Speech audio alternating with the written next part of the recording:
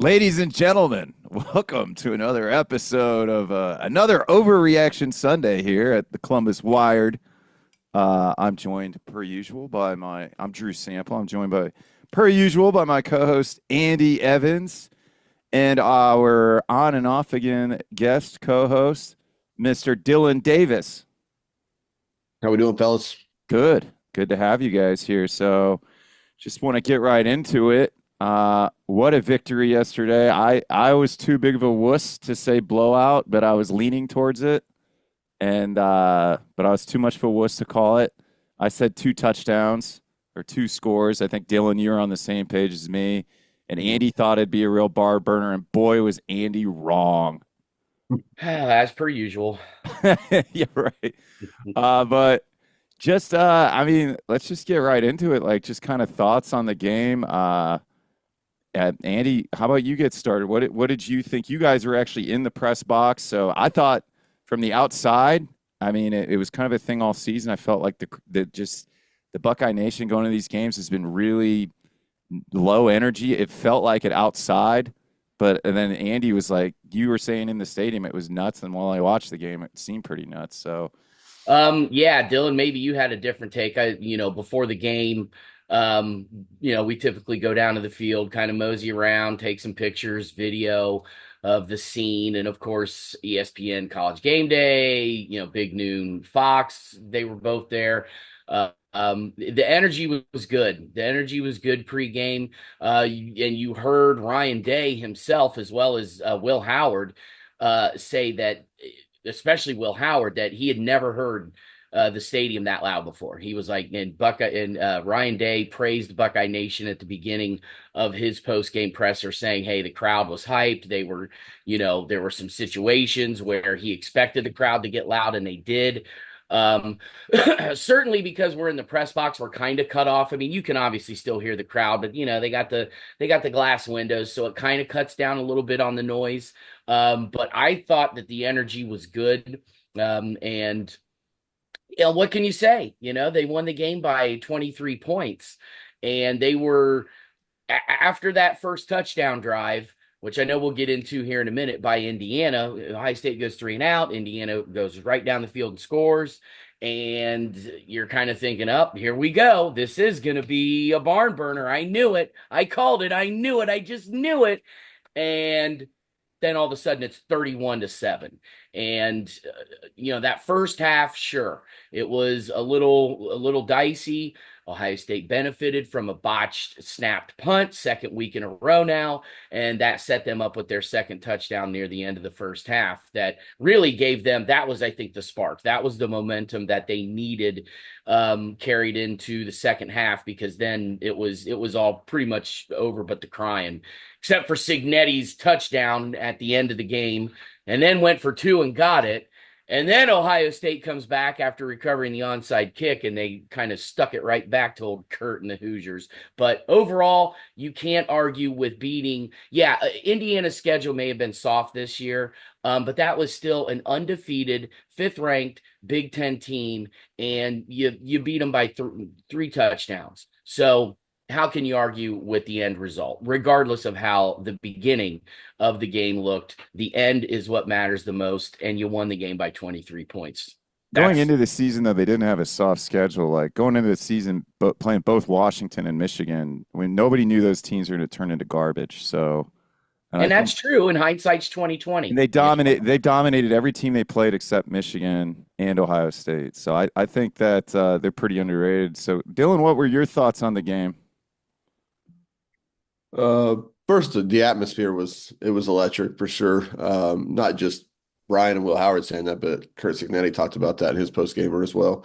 The fact that they had to move off of the clap and move to the silent count was a real thing.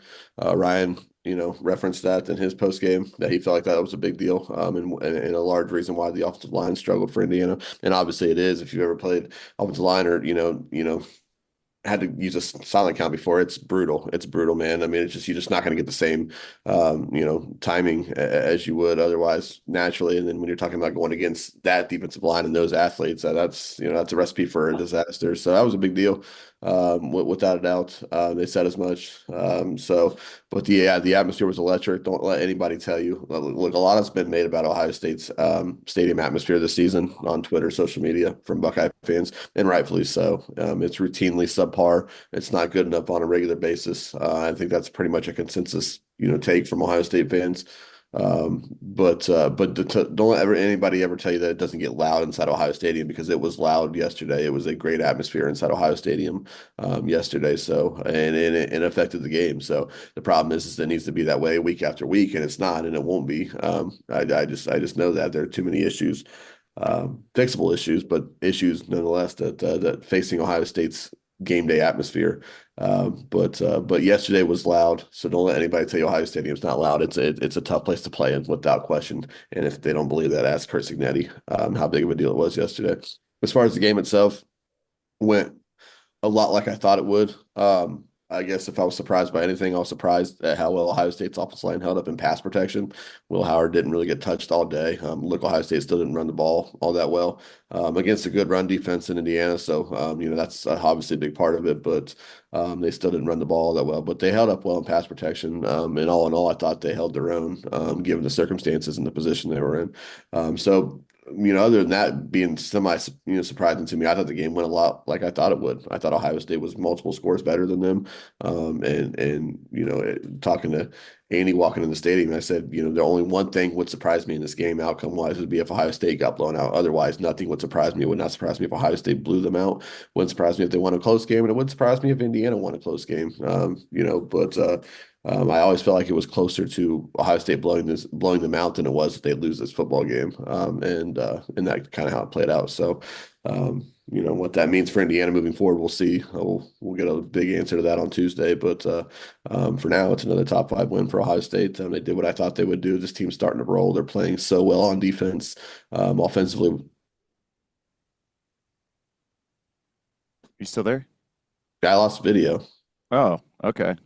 We still have I you. got you. Yeah, keep going. Don't worry. You're good. Oh, okay. Anyways, yeah. So you don't need to see our mugs anyway, Dylan. You don't want to right. see. They're playing, so it's just kind of weird talking to a blank computer screen or whatever. But yeah, I feel like I'm talking to the Wizard of Oz right now. I can't see him, but he can see me. Yeah, so defensively they're playing so well, and then offensively we knew what they were capable of if they could just figure out that offensive line for a second time, and they, I think they have to some degree. They're going to still need some work, but all in all, Ohio State's rolling right now. They look like absolutely one of the 3 or 4 teams truly capable of winning a national title, and that's all I can ask for heading into the Michigan game. So. That was one huge question I had too, was the offensive line. Were they going to hold up? I mean, let's face it, you lose 2 starters. I know Carson Hinsman, 12 game starter last year. He's back at center now. Hey, I'm back. That was a definitely a reassurance, right? That Hinsman, okay, he's now your backup center. Was your starter last year. He's back at center. I felt good about that. It was kind of like Austin Searveld, but Searveld had some, decent playing time and experience this season. So I felt okay about that. But truly, you look at Indiana stat-wise, 31 sacks on the year, 73 tackles for loss, leading the Big Ten. That was like top, 10 or 11 in the country as far as their stats were concerned. And they held up. They absolutely held up. I mean, Will Howard did not take a sack. Almost took a sack, but decided to throw the ball, to which he was called for an intentional grounding, which was one of his 4 incomplete passes of the game. But otherwise, excuse me, yeah, I thought that the offensive line held up. That was great to see. And as you just said, Dylan, they are absolutely giving me more and more confidence, especially as we're now seeing the remainder of the college football landscape and these teams losing. We might get into that here a little bit later, but it just almost seems like Ohio State more and more is in the driver's seat, not just for a Big Ten championship game rematch with Oregon, but getting into the playoff and actually doing something with it. I just want to kind of say I thought that the defense really impressed me. I was nervous a little bit going on because it was like we went 3 and out, and actually we struggled offensively. Indiana's defense is good, and they gave us a lot of problems not getting that 4th down right in the red zone hurt. Then we got the takeaway. Then we turned the ball over. But then we just won the war of attrition. I thought that the edge the Buckeyes played with, and it's something interesting, Dylan. Due to recording issues, we didn't get to put the podcast out last week. But that was something I was talking to Andy about. Was like, I think people are talking about guys like Kurt Signetti or the Buckeye Nation. Oh, we need a coach like because Buckeye fans want a coach that's going to talk shit, and I think that Ryan Day just kind of like the. It was pretty interesting, Dylan. You came in Wednesday and you were like, Pat McAfee was saying the dumbest shit today about Indiana coming and taking over the Buckeye, like coming into Columbus and taking over, really, Indiana football fans. And then he said some stuff to Ryan Day, and Ryan Day kind of like was just like, we're a real team too. And then just kind of ended the interview. Like, I think that like that was good to see, man. I thought that one thing that people saying, why did we go for it at the end? Well, Kurt Signetti would have went for it. I mean, do you think Kurt Signetti wouldn't try to run up the score on the Buckeyes? Of course he would. And I think like that's just kind of football. That's the gamesmanship. And I appreciate Kurt Signetti for it. He made Indiana fun. It was like it was like another big game for us at the end that like I felt like the Buckeyes needed to like to mesh, to gel, to go into Michigan because I mean, next week, not to get too ahead of ourselves here, but next week I think the Buckeyes, as the Buckeye Nation, really need to see Ohio State just dominate and embarrass those rodents up north, as Andy likes to call them. And I think like we needed all the momentum we could, and it's good to see a quarterback actually give a shit about the rivalry and come in and say like this is a big game. I can feel. I've only been here, and I could feel the kind of pain the Buckeye Nation's been going through. We need to shut the naysayers up about Ryan Day and all this, and it's like. They got to talk about this stuff. It's better than just the fluff bullshit that we get. Like, well, we've been having tough practices. It's like, not show it on the field, man. I want to hear this bullshit. And it kind of showed Wednesday when we had like one of our record timing early shutdowns of Wednesday at the Woody, and it was like these guys are ready to go to work. They're not really here to talk. They want to make a statement on the field. That was kind of the impression I got. I don't know if you guys kind of felt the same way. I agree with that, and it's in the sense of the confidence that Ryan Day's exuded. But it's one thing to be confident, and it's one thing to come into a program where you have to kind of just build it from the ground up and start immediately talking like Signetti did. Like I'm not a fan of the Signetti shtick. Whether that was Ohio State yesterday that did it, or if it was Penn State, and I sat there and got to watch it, I'm glad that the man was humbled because I'm over it. I think he's a good coach, but I think he still has his work cut out for him if he wants to build anything sustainable over the course of his career in Bloomington. And that remains to be seen for me. I'm not going to crown the guy as some, mastermind or architect of a great program because he won 10 games in Indiana in his first year. I mean, congratulations, he did. And that's something I'm not taking away from that accomplishment, but it's relative to, obviously the standard at Indiana or lack thereof. So let's just pump our brakes on Signetti. Also, you brought up the touchdown at the end, and I don't know if we want to have a whole conversation on this. If we do, I can wait to talk about that, but I'm going to dive in. I was blown away at just how unready for the moment not only Indiana's football team was, but it extended all the way through everything that has to do with Indiana football, from their beat writers to their fan base. The way they handled that moment yesterday was embarrassing. I was so embarrassed for Indiana. Like they were, none of them were ready for the moment the stage that they were on yesterday, and it shone through like all the way through late night last night, and it was crazy. So, but we can talk about that. I'm down to get into it right now. I don't know. Yeah, I'm down to get into it. Let's get into it, Dylan. I want to hear it. I want to hear it, but I will say this, that at first I kind of thought like, good for Trey. He's showing some I don't know, I'm trying to think of the word, just like some help me out here, fellas. Awareness. Class. Class. Thank you. Yeah. Yes, that's what he was actually showing some class by downing the ball, didn't want to run up the score and embarrass Indiana like that. But then, of course, Ryan Day says, no, we're going to go ahead and score. Yeah. And I'm in an Ohio State Facebook fan page, and there was somebody who made the comment that, bad on you, Buckeyes, for doing that to Indiana. And pretty much everybody roasted the poster by saying, no, That was Kurt Cignetti asking for it. That was Kurt Cignetti coming out saying Ohio State sucks. Yeah. And I also saw some people commenting that, hey, the committee, they still take margin of victory into how good of a team you are and your ranking. And so in today's landscape, you kind of have to run up the score if possible. And I sat back and I thought, you know what, maybe I should change my thinking that Trey should have just busted it into the end zone, get touchdown number 2 of the game. Good on you, Trey, for trying to show some class. Or was it simply he was trying to run out the clock I think and he's did trying to run not out the want to clock. give Indiana an opportunity to have a little more time left to try and go down the field and score? However, Ryan Day's response was laughable, that scoring with 30 seconds left. And I think maybe that was where some of the blowback from those who were saying, dude, Ryan Day, that was a classless move to score like that, because of his response. Him saying, well, this is Big Ten football and this was a top 5 team and you never know in today's day and age. And it's like, really, dude, you would have been up by 16 points with 30 seconds left, or you could have just, you didn't have to score. You could have run out the clock and won the game by 16 points. And you're all the way down at the freaking 1 yard line. Like, they're not I getting was the just ball mad that he back, didn't go for and they're 2. not going to score, 16 freaking points. They're not going to score 2 touchdowns with 2 2-point conversions to tie up the ball game in that amount of time. It's just not going to happen. So that sounded like a ridiculous response, and I think that's what some people were saying. Shame on you, Ryan Day, and shame on you, Ohio State, for doing what you did. But ultimately, like you just said, Dylan, hey, you know what, Kurt? You asked for it. You did. And you know what? Here's the thing.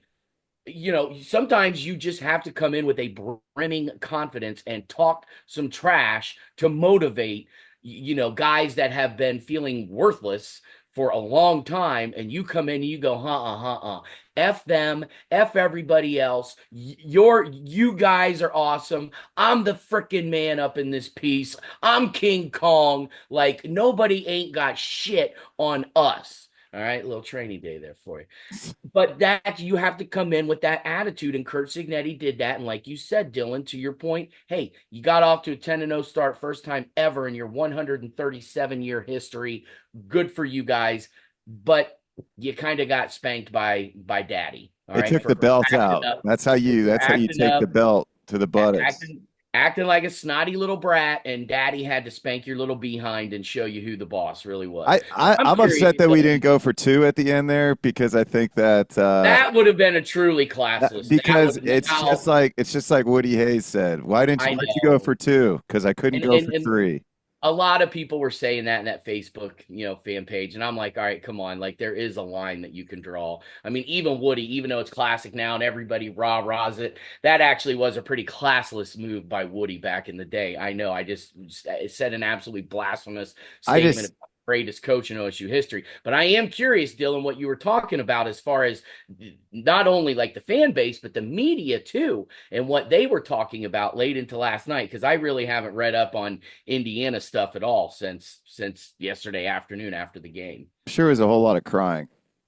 Yeah. So, first of all, I mean, needless to say, I was absolutely thrilled to see Trey break that run, and terribly disappointed when he decided to fall down at the 1 yard line.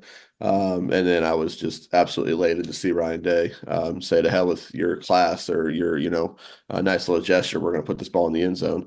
Look, at the end of the day, Indiana had the ball with 5 minutes left. They kept their starting offense out there in a 24-point game. Okay. So Indiana still thinks they have a lot to play for, and they probably do. I still think that while Indiana has absolutely zero shot of winning a national title or competing for that national title, if they get in the playoff, I still think they absolutely belong in, and it would be a travesty if they were left out. So they still have a lot to play for, and they had their starting offense out there with 5 minutes left in a 24-point game. Seems kind of stupid to me. Seems kind of just absolutely risky for no good reason whatsoever. But they did, and they were trying to score 2, and they did, and they decided they were going to go for 2 as well, and they got it, and they decided they were going to kick an onside kick, and they tried it, and they didn't get it. So fine, whatever. All of those things, none of those things would have meant a damn thing to the final outcome of that game. That game was decided, but they were going to fight and continue to play through the whistle. They signed up for 60, as the kids would say. So that's fine. That's fine. I have no problem with that whatsoever. If Ryan Day sends his starting offense back out there and Trey just breaks a run, look, at the end of the day, it's Indiana's job to stop them. But Trey broke a run. Fine, whatever. He falls down at the one. If you expect that Ryan Day is going to take two knees at the 1 yard line, that's your opinion. That's fine. Okay. But at the end of the day, Ryan Day, this is what Ryan Day had going through his mind right now. Curt Cignetti showed up in Bloomington at a basketball game the day he was hired or the day after he was hired, whenever it was, and immediately put Ohio State's name in his mouth, called Ohio State out by name, along with Purdue and Michigan. That was a choice. That was a long time ago, and it was petty. Fine. I'm not saying that was the sole thing, but Curt Cignetti immediately thought, I'm going to show up, because that's who Curt Cignetti is. He's brash like that. He's arrogant. Nobody loves Curt Cignetti more than Curt Cignetti, right? So he immediately showed up and said, I'm going to make a statement. I'm going to make waves. I'm going to call the top dogs in this conference out by name. And he did. Fine, whatever. Every step along the way.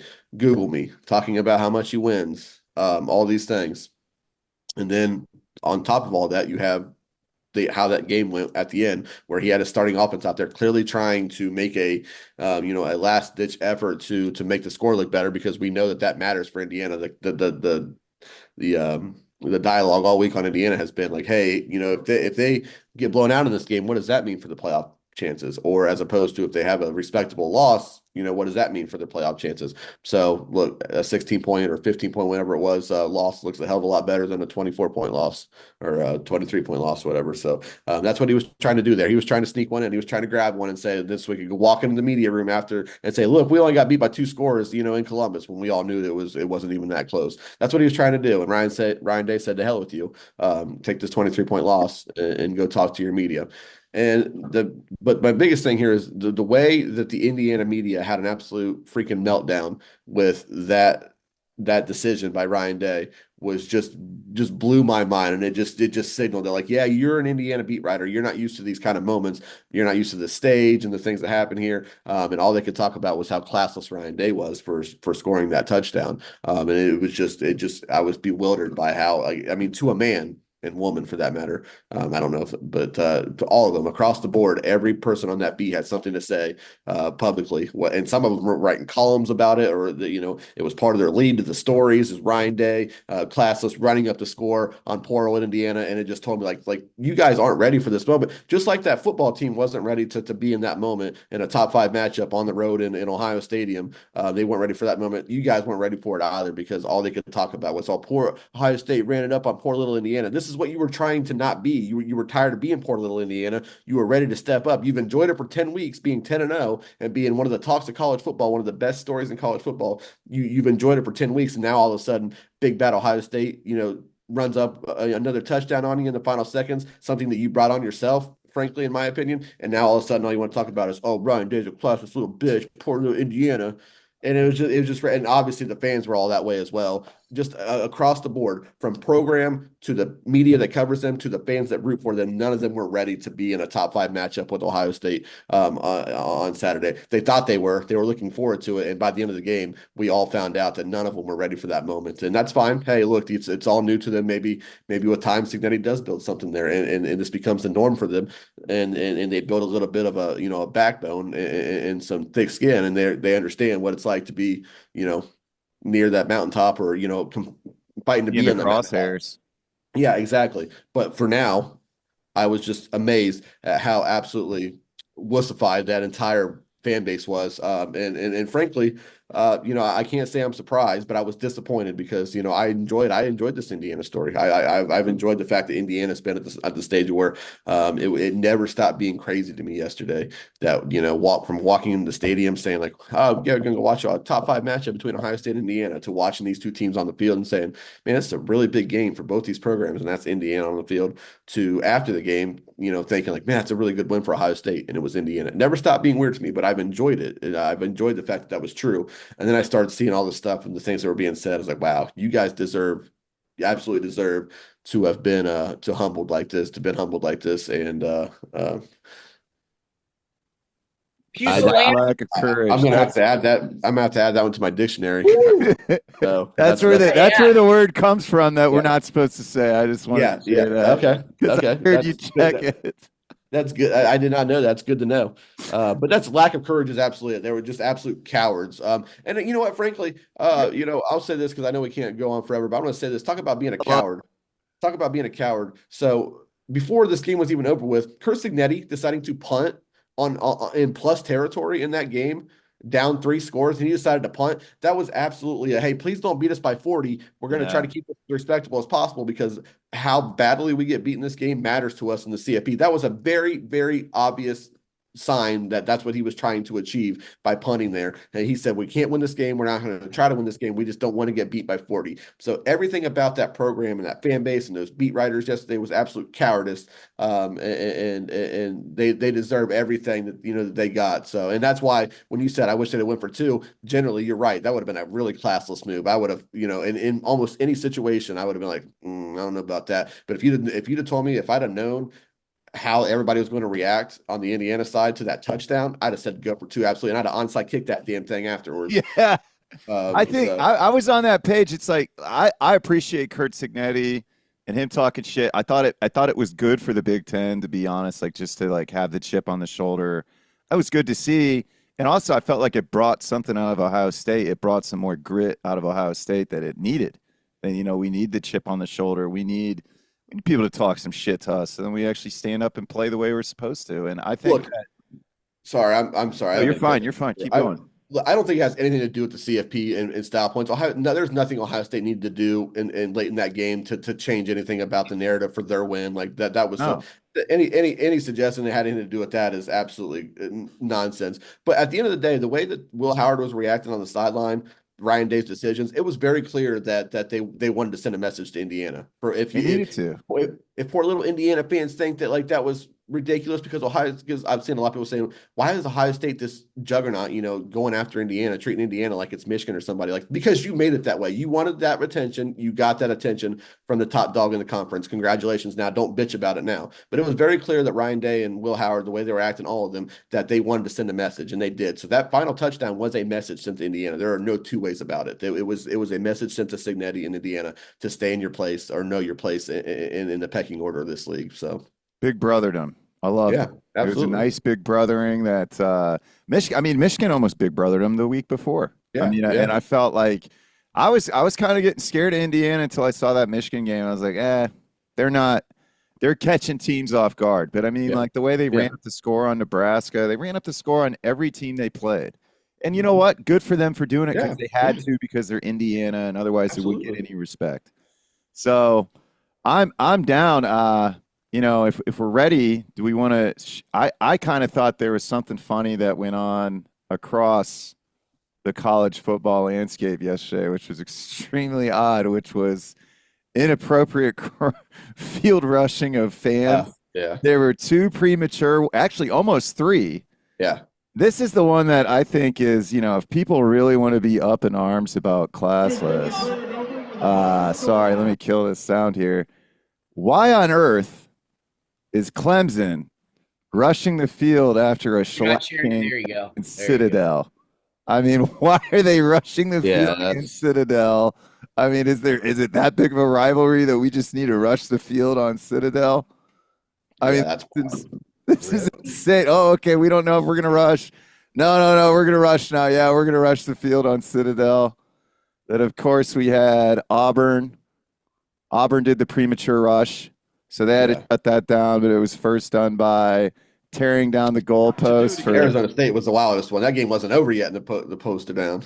Yeah, and they tore the goalpost down. And then the only appropriate field rush was I guess they're not going to continue that game.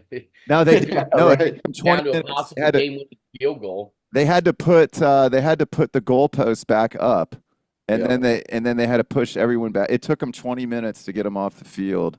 They had to rope them off. Yeah, they had to rope them off the field. It was a wild game. I think the only appropriate one was I think Auburn was the only one that didn't premature, or it was either the team that beat. I think OU stormed the field, didn't they? OU did it prematurely too. Yeah. OU did it prematurely too against Alabama, which I I don't. I mean, is it just me, or is the SEC either really just uber competitive or overrated right now?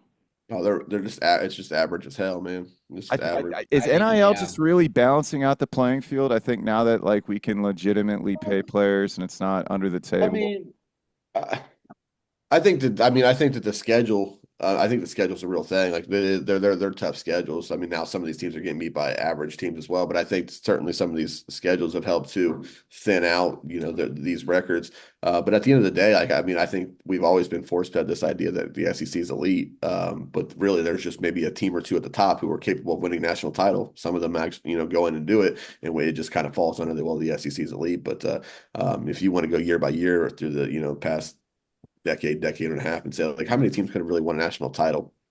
I bet it's not more than a couple. So it's really not that far off from what it's been this year. Now that they don't have that one clear team at the top of saying like, oh, that team is going to be tough to beat for a national title. So Yeah, I think Georgia might be the toughest team still, but they're not. I don't feel which like is still, yeah, that's saying something because they're good. They're a very good team, but there's nothing elite about them. no, no. So I think I don't know. I wanted to talk about these field rushes last night because I thought it was hilarious. That I just it was two different. It was the Alabama game and the other game where they prematurely rushed the field. They got to pull them off. But hey, the moment we've all been waiting for, Andy's waiting for it. The biggest game of the year. I feel like we've been waiting for a year. I feel like we did. I feel like I did in 2020 when it was like we got to get back to playoff and play Clemson again. And then like the team up north, I'll just say Michigan. They they they were very that word I showed. They were very cowardly. Didn't want to play us in 2020. Knew they'd get stomped. This year they can't get out of the way. I think a stomping is expected. Like we need to. It cannot be a close game. It has to be a 21 point, 28-point victory, and we just have to beat. We just have to take their soul in this game. That's the way I feel like from as somebody that follows the Buckeyes. The pain of the last 3 seasons of the loss has been awful, and just listen to Michigan fans talk has been awful. My cousin sending me the amount of days it's been since OSU's beat Michigan last is Yeah. awful, and I think like it cannot be a close game. Andy? I know you want to talk about this. Should we save you for last, or should we go to Dylan on it first? Up to you, Andy. You go ahead, No, Andy. You go ahead. no, as Vanessa Williams once said, you go and save the best for last. Not to say I'm the best, but I get it. no, Dylan, please, you are the guest. I do defer to you. Um, Go ahead, man. Start chopping it up, baby. Well, first of all, what Ohio State has to do in this game is to go win it, not Yeah. win it big. They have to go win this game. At the end of the day, that's, anybody who was raised, obviously, I think all of us know, thinking back to those 90s teams that took on vastly inferior Michigan teams and didn't get the job done, and it ruined seasons.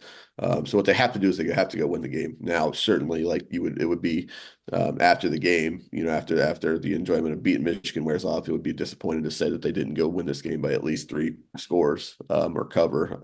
The line's 23.5 right now, and it just seems like absolute blasphemy to think that anybody in this game's favored by 23.5 points, but that's the line right now. So it would be disappointing probably after the initial enjoyment of winning the game to say that they didn't, cover or be right around that number. But at the end of the day, the way Ohio State is just laser focused right now. Ryan Day deserves a ton of credit for how motivated he has this football team right now. How angry, the chip on the shoulder, all those cliches you want to use. This team is really dialed in right now. They're preparing well. They're playing well on the field as a result. With that being said, short of I want to say 2, but probably maybe 3 turnovers. There's nothing that can happen in this game to allow Michigan to make a serious push to win this game, other than again maybe turning the ball over 3 times. I fully expect Ohio State to go in there and roll them. And it'd just be an outpouring of emotion. We thought that what we saw yesterday at the end of that game and the reactions from Will Howard and those players and Ryan Day was a very clear sign to Indiana. I expect just an outpouring of emotion on Saturday. Just 3 years of frustration I want to see us especially. go for two on every Yeah, touchdown. well, Like I yeah. want to see us just I really actually put Yeah. think emphasis in it. part of me, it's kind of weird, but part of me would not want to see that in this game because look, Ryan, like you took your three L's, and you had every chance to get back at Jim Harbaugh for those born on third base comments, and you failed and whiffed time again. So, go win this game with some class and just go prove that you're better. But at the same time, I'm not going to cry if foul if he did that against Michigan. But anyways, yeah, I expect this team to be laser focused, as they have been for a while now, and they're a better team than Michigan on the field. They have better talent than Michigan on the field. So there's no reason why Ohio State shouldn't go win this game by a big number. But again, I'm not going to fall into the trap of saying, well, they better go win this game by 21, or 21 plus. Just go win the damn game. A, and beat Michigan, and B, keep your goals on track. If you happen to do that by 24 points, and people can laugh at Michigan fans even more because you got routed, then even better. But to just go win the damn game. If any Ohio State, if you are a true Ohio State fan, you will not care what the margin of victory in this game is. Just like you said, Dylan, Ohio State just win the damn game.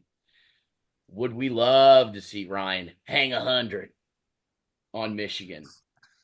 Nobody would argue with that, right? I mean, go for two every damn time. You're up by 5 touchdowns and you score with 30 seconds left and you go for two again. I mean, yeah, Buckeye Nation would be ecstatic. Would that be classless moves by Ryan Day? Yeah, but I think at this point, most Buckeye fans, most, not all, but most would love to see it and would be pumping their fist the entire time it's happening. Ultimately, though, if you do expect that to happen, as far as Ohio's trashing Michigan and it doesn't happen, but they still win the game and you're unhappy with that, you need to turn in your card. All right. Turn in your fucking scarlet and gray card and get the fuck out because a win is a win. And yes, does it feel like Ohio State should beat this Michigan team by 2, 3, 4 touchdowns? Absolutely. We're talking about this Michigan team being a shell of their former selves from just one season ago. And this is just an atrocious Michigan offense. I mean, we're talking about like Rich Rodriguez type offenses here. I mean, even at least under Brady Hoke, their offenses weren't this bad. I mean, this team is about as bad as maybe any Rich Rodriguez team that we saw back there in from 08 to 2010 for those 3 seasons. They were just awful Michigan teams. Should that happen this year, I would fully expect to see another 08 or 2010 type victory where they win 37-7 or 42-7, because this Ohio State team has that capability. And like you said, Dylan, they seem laser focused. And, Jack Sawyer after the game yesterday, they're, coming up, how do you feel? Big game this weekend. And I mean, he literally dropped an F-bomb during his post-game presser. Yeah. Jack Sawyer did. Whoops, sorry about that. But yeah, that's just the emotion I think these guys are feeling, and they're going to take that into this game with 5, 4, 3, and take this. They need to take that kind of attitude into the game, and that's what I am expecting. Like we heard and we just talked about Will Howard and his post-game presser. He's saying, hey, look, I've seen this rivalry from the outside, but I now feel I'm a part of it just as much as anybody. And not only do I want to win this game for myself, but I want to win it for Coach Day because of the last 3 years. I want to win it for all the guys that came back, like Jack Sawyer, like Travion, like JT Tuimoloau, all those guys that came back that said, we need to win this game. Coming back wasn't just necessarily about let's win a Big Ten title and a national championship. That's certainly a major part of it. That's why I want to come back. And I want to see Ryan Day hang 100. But if it doesn't happen, I will not be pissed off. I just want to see Ohio State win the damn game.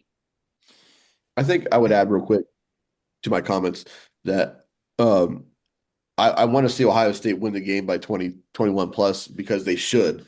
I will be happy if Ohio State wins the game in any manner possible because, again, I remember those times when Ohio State teams that are really good and a lot better Michigan didn't. And also the bottom line is they just need to win this game, to beat Michigan again and to keep their goals on track. But one thing I would say is if I would be disappointed if they just simply win the game, if I'm left out on next Saturday to say, well, at least they won the game, it would be alarming projecting forward for Ohio State because if that happens, I'm going to guess that Michigan's defensive line had their way with Ohio State's offensive line, and that signals some really big issues moving forward in terms of Ohio State's chances of beating Oregon in the Big Ten title game and winning a national title. So, on that day only, I'll just be happy to celebrate Ohio State finally beating Michigan again, and kind of starting to, chip away at what Michigan's built over the last 3 years.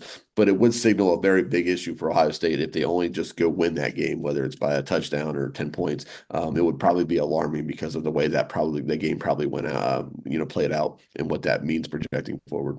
Well, and so, okay, to that point, Dylan, there probably would be alarm bells going off if they only won by like a field goal or a touchdown. In what manner? Low scoring or high scoring? Because Right. low scoring means that your offense wasn't able to do crap against a Michigan defense that's not awful by any means, but they certainly are nowhere near they, were the last 3 seasons, right? This is not to say Michigan defense, but they're still not a bad defense.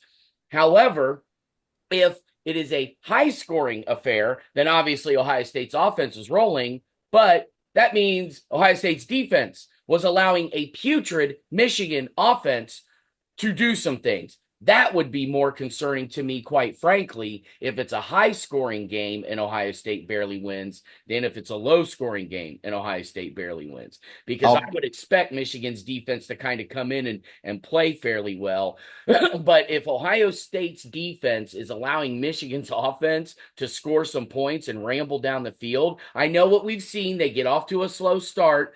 They can afford a slow start this against Michigan. They really can because Michigan is just awful on offense. But if you're letting a Michigan offense just roll over you and we don't see the kind of defense that we've seen now the last several games where Knowles is cooking, baby. I'm telling you what right now, Chip Kelly, Jim Knowles, this is all part of the grand plan. This is their evil genius. And I see some things from Buckeye fans who are like, oh my God, they just went 3 and out and Indiana went down and scored. They are going to lose this game. They're going to get buried and smashed. This is going to be embarrassing. And then what happens at the end? They win by 3 touchdowns, if not more than that. So just relax, Buckeye Nation. Even though Ohio State gets off to a slow start, this is all part of the grand plan. I am telling you right now. Chip Kelly, Jim Knowles, they know what they're doing. We saw it yesterday. Ohio State just continued to get better throughout the game. Don't be alarmed if the same thing happens against Michigan. I know we want to see a fast start, but I'm telling you right now, this is part of the plan. But I would be alarmed, Dylan, if both teams are going crazy on offense because Ohio defense should work this Michigan offense all day long. I'd be alarmed if OSU's defense doesn't get at least one takeaway with how bad the quarterback play is at Michigan and how many interceptions they throw. 10 interceptions on the year. Yeah. I mean, 2 things. I'll kiss my own ass if Michigan scores 24 points in this game. If Ohio State doesn't turn the ball over at least multiple times and gives them opportunities to either get defensive scores or set up short fields, I'll kiss my own ass if they score 24 points. I don't know how logistically you kiss your own ass, but I'll figure out a way to do it because there's no chance Michigan's going to score 24 points in that game. So when you say – yeah. When you say that, when you say that would be alarming, yeah, that would be alarming. It's not even on my radar though, because there's just no chance it's going to happen unless Ohio State gives them multiple short fields. So there's that. Never say and then also the whole thing with the starts of these games, like that's not Ohio State's plan. Ohio State's not trying to come out and give up an early score and then just kind of settle into the game. That's not what their plan is. For whatever reason, why this. Do you know that? Have you talked to old Jim? Have you No, said I just anything? know that in the history of football, nobody's ever Yeah, said, I they're think we not. win this game by giving up points early and then just trying to figure it out from there. I think they're very good at making adjustments, but yeah, Yeah. it's not. I think teams come in with the crosshairs on Ohio State. Most teams have been planning on playing us all year. Like Nebraska, I mean, Matt Rule even said like, if I can't contend with the Buckeyes, then I don't deserve my. Like, he pretty Right. much said if he can't contend with the Buckeyes, then what's he even doing Um, coaching the Big Ten for? Teams script up opening drives. We know that, and they tend to work better than the rest of the game because of what you just said about adjustments, Drew. So there's that aspect of it. Also, Ohio State's very, very conservative to open up games. But the last 2 weeks alone, it wasn't that it wasn't that teams just pushed the ball right down their throats. Ohio State was 0 for 4 on third down against Northwestern in that opening drive. Northwestern goes and scores. They were 0 for 3 on third down yesterday against Indiana. Indiana goes on. They got to get on off the field on third down, but they're really soft and conservative on to start these games. So these cushions and things like that, dialing up pressures that you see later on in these games when Ohio State starts to take over defensively, you don't see it on the first drive. So that has a big thing to do with it all. But no part of me believes that they're trying to give up points early to say like, oh, hey, don't worry, we have it all figured out. But here, take this touchdown first.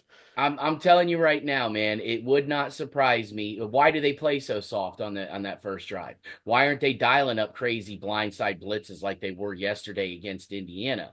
I'm telling you right now, dude, I'm just telling you. This is my brain at work, and my brain is, I know that, and it don't work like most brains do. But I'm telling you right now, just looking at what I see at the beginning of the game and then throughout the rest of the game, even at the, towards the end, it is a night and day difference. And yes, Jim Knowles is calling a very bland, boring, cushiony defense to start, but then at the end he gets it ramped up. Is that adjustments, or is that's okay? I'm going to lull you into a false sense of security.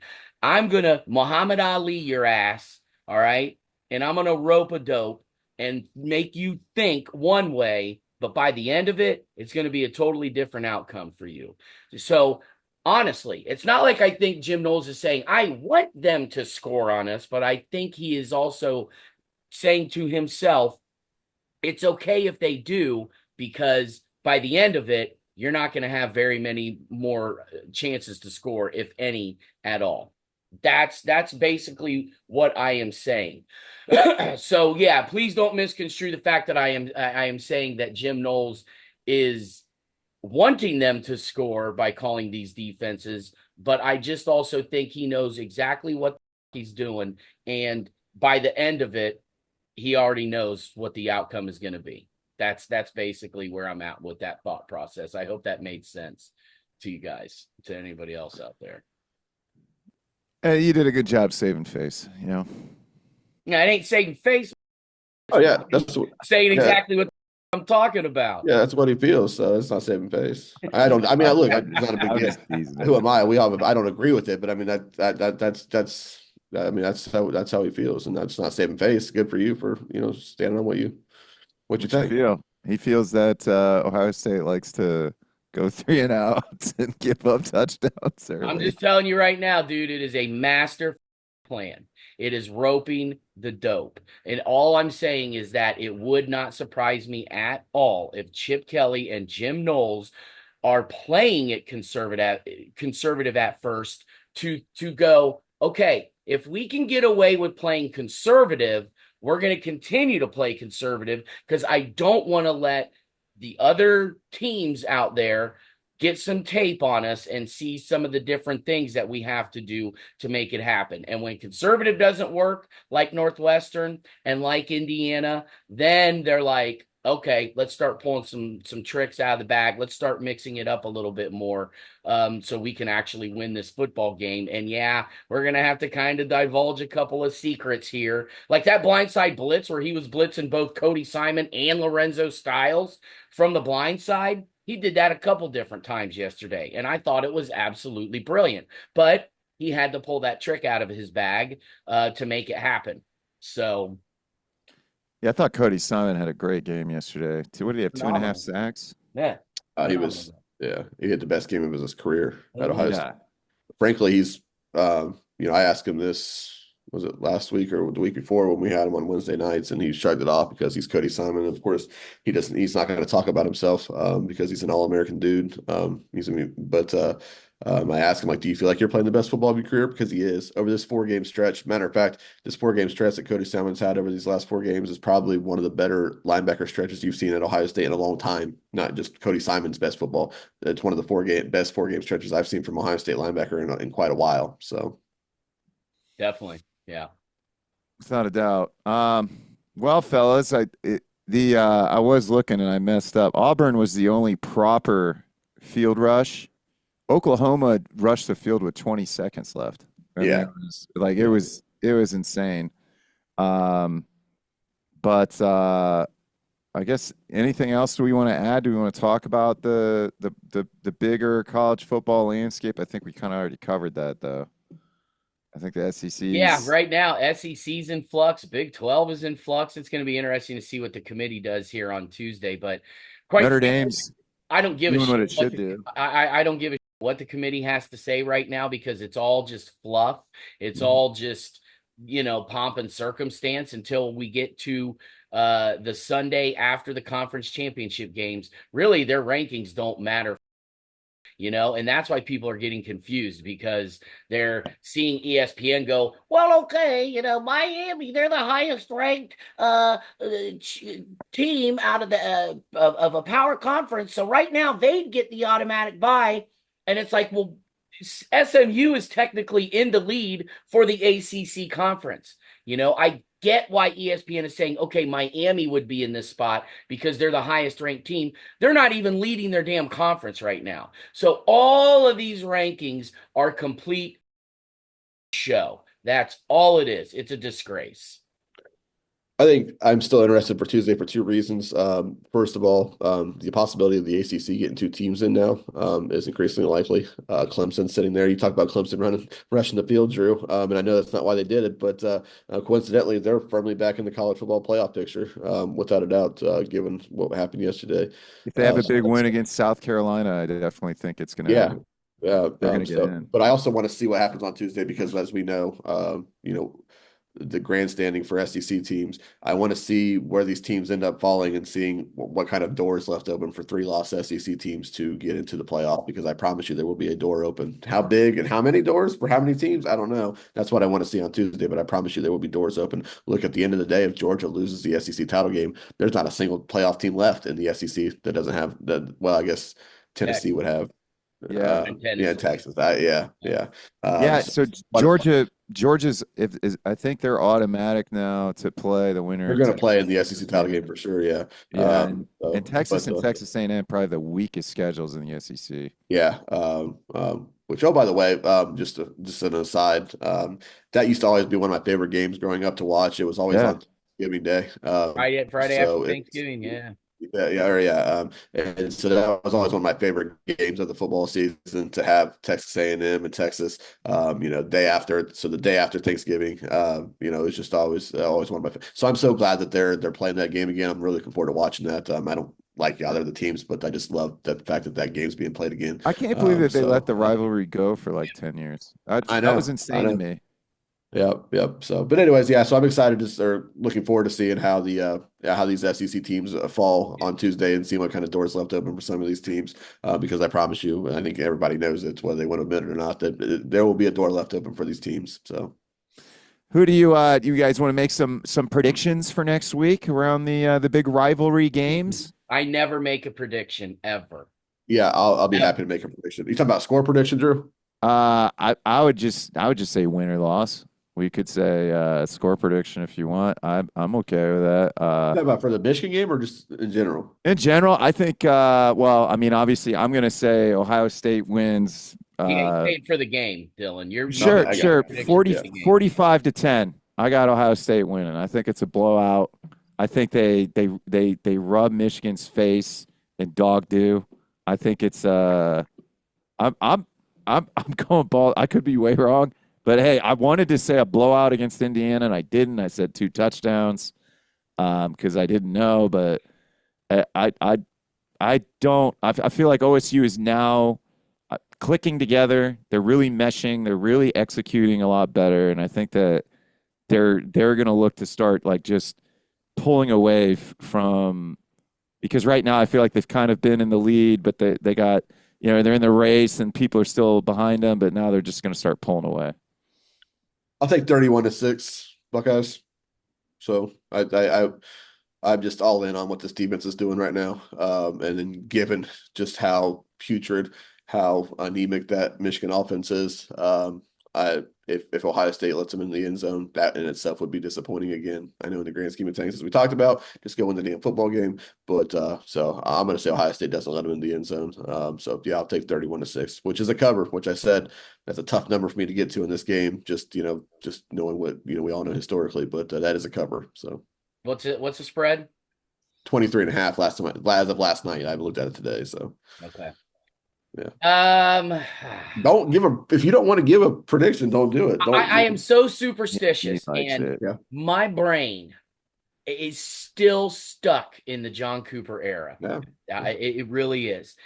You said it earlier, Dylan, Childhood trauma. about yeah, right. I mean, I'm PTSD all over the place from the John Cooper days, man, of seeing those three teams in particular that had absolutely zero business losing to the Rodents, 93, 95, and 96. I mean, those three teams that Ohio State had were head and shoulders above what Michigan had. And the fact that Ohio State, especially 93, I mean, getting shut out 28-0 was just a disgrace.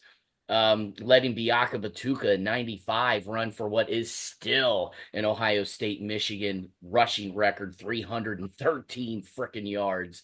And then 96, I mean, Ohio State to allow Michigan to come down here and beat them 13-9, and you couldn't score a damn touchdown in that game. And that offense was, of course, coming the year after the prolific offense we saw in 95 with Eddie and Bobby Hoying, Terry Glenn, Ricky Dudley, and you've got Stan Jackson and Joe Germain as your quarterbacks, which of course Stan Jackson went on to be the guy that everybody thought he would. Career, and right? Joe Germain thankfully had an awesome career. But nonetheless, my brain is stuck in those days.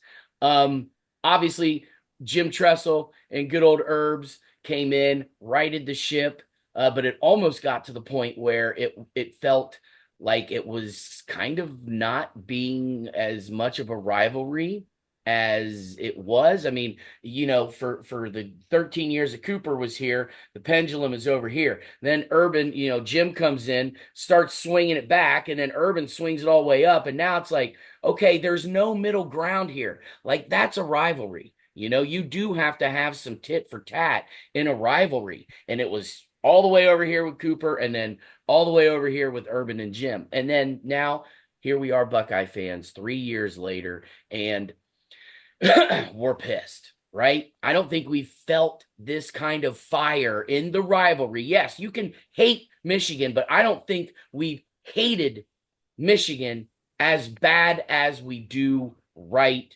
now. And we want to see them pounded. Never like ever before. Okay. And I tried to have this talk with a couple of buddies, and they're like, oh, I hate Michigan every year. Well, after this third loss, I had a buddy of mine, and I mean, he was just seething, just spitting teeth, foaming at the mouth, beside himself. And granted, this was through text; it wasn't face to face. But I said, you feel a little more pissed off now than you have been in a long time, haven't you? He said, honestly, yes, I do feel angrier about losing to Michigan than I have in a long, long time. And that's what a rivalry is all about. You've got to, you have to lose. You have to lose for it to be a real rivalry. I really want to see them, would it shock me if Michigan came down and made a game of it? Absolutely not. Am I expecting Ohio State to be the better team on the field? Absolutely. But it would not shock me to see Michigan make a game out of this just because it is the rivalry. Okay. And so but I've just seen it before. I've seen this before.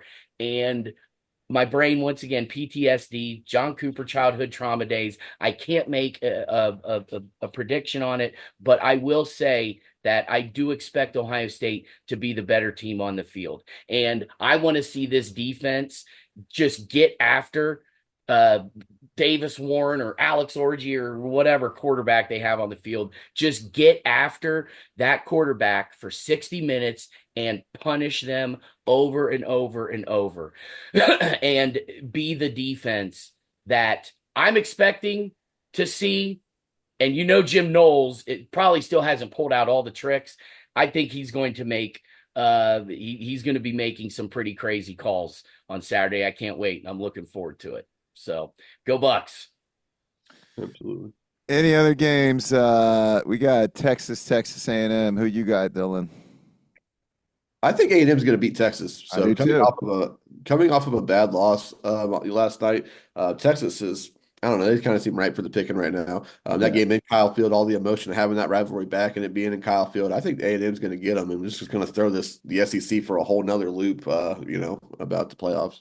Yeah, I think if anything, man, I mean, let's face it, right now, the Big 12s, I think I said that earlier, they're in crazy flux with BYU and Colorado losing. Now Arizona State's back in the Big 12 picture. Iowa State's in there. You got a four-way tie, but that would be awesome. When's the last time A&M beat Texas? It probably hasn't been that long ago because Texas was kind of crummy for a few years back up. Well, they haven't played each other in 10 years, so Well, so that's true. But even 10 years ago, Texas was kind of crappy. probably the last time they Yeah, played, probably within last the time they last played.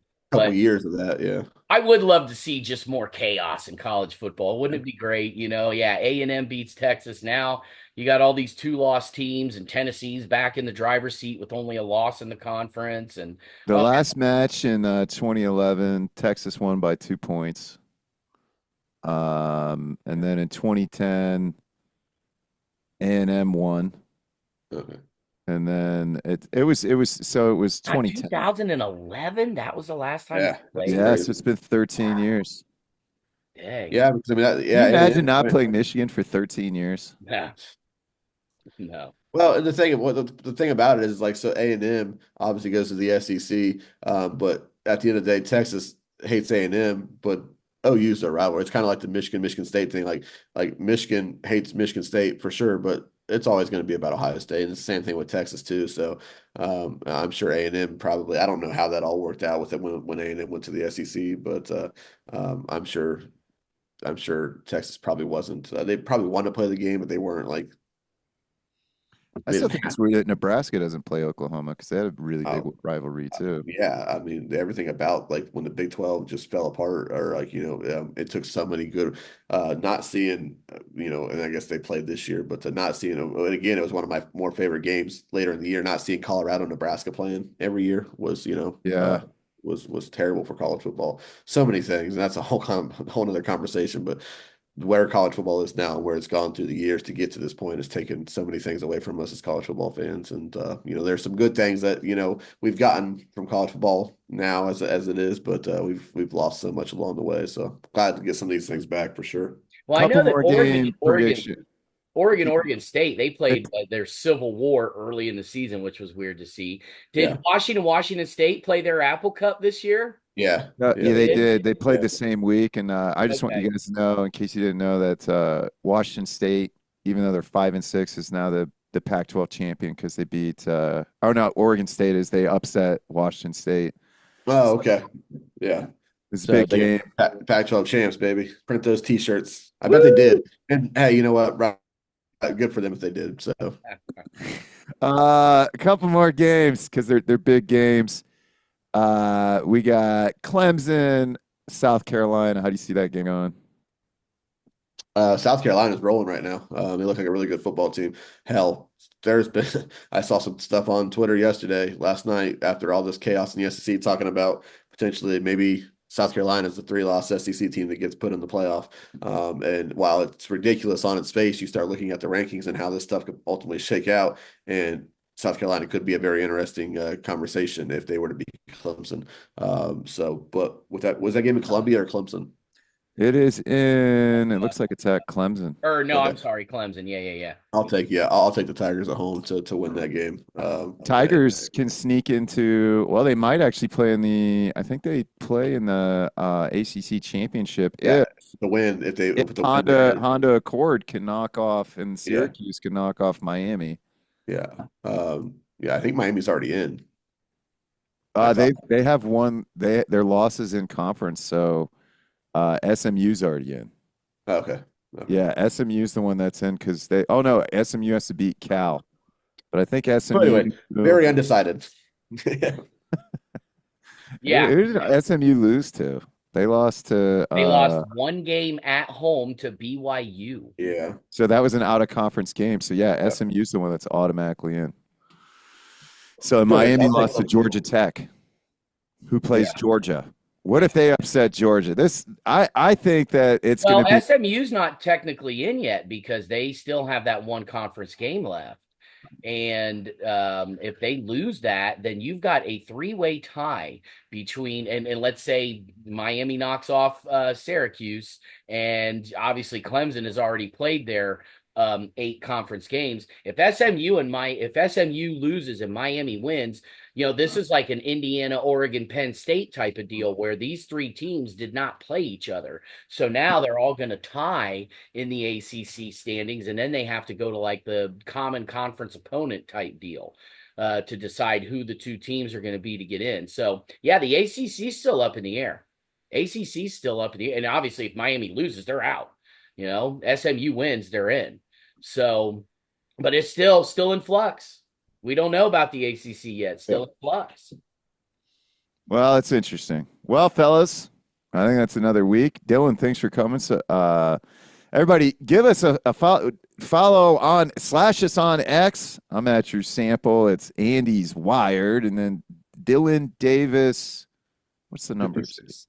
56. 56. Yeah. 56. The year he was born. Yeah.